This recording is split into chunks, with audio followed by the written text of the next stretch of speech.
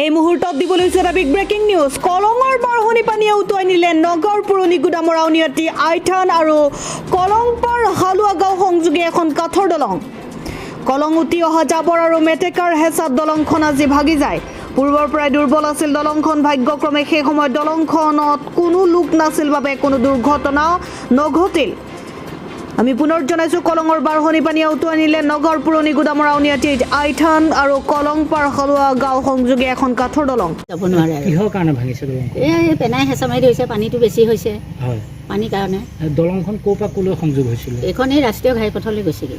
কোন জেগাত ওলাই আমাৰ এই আউনীআটী বুলি কয় আৰু হয়, তালৈ গৈছে। এখন বহুত পুৰণা দলং আছিল। পুৰণা আমি ক'বই নোৱাৰোঁ, আমাৰ মনত নপৰে এইবিলাক। আগতেই বহুত বছৰৰ আগৰ। এতিয়া তাৰমানে দলংখন আমাৰ বিশেষ দৰকাৰ। ল'ৰা ছোৱালীৰ কাৰণেও লাগে, এতিয়া ডাঙৰ মানুহখিনিও বহি পিনে ঘূৰি যাব লাগে। প্ৰত্যেকৰেতো গাড়ী নাই, বহুত অসুবিধা।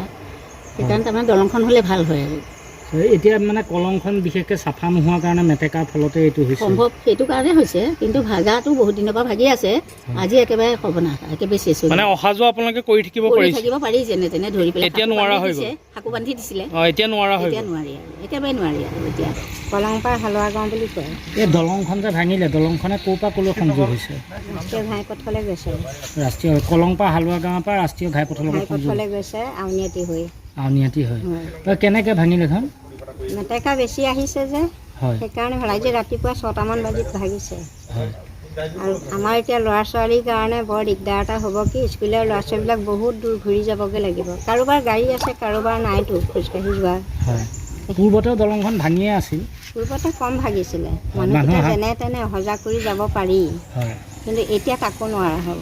হয়, এতিয়া সম্পূৰ্ণ ভাগি গৈছে। এতিয়া সম্পূৰ্ণ ভাগি গ'ল। কি আহ্বান কৰিব চৰকাৰৰ ওচৰত? চৰকাৰৰ ওচৰত কি আহ্বান? আমাক দলংখন সৰুকৈ হ'লেও আমাক বনাই দিব লাগে। আমাক পাকাৰ দলং ডাঙৰকৈ নালাগে, মানুহকেইজন অহা যোৱা কৰিব পৰাকৈ সৰু সুৰা দলং এখন লাগে। পুৰণি দলং নেকি? পুৰণা দলং মানে ভৌতিক সম্পত্তি এটা গুচি গৈছে। বহু যুগৰ দলং, আমি পোৱাহি নাই আৰু। আমাৰ আজু শহুৰহঁতৰ দিনৰে দলং, তেতিয়াৰ পৰা আছিলে, এতিয়া নাই। নগৰ পৰা বিভূতি বৰাৰ ৰিপৰ্ট, সুহনা লাইভ।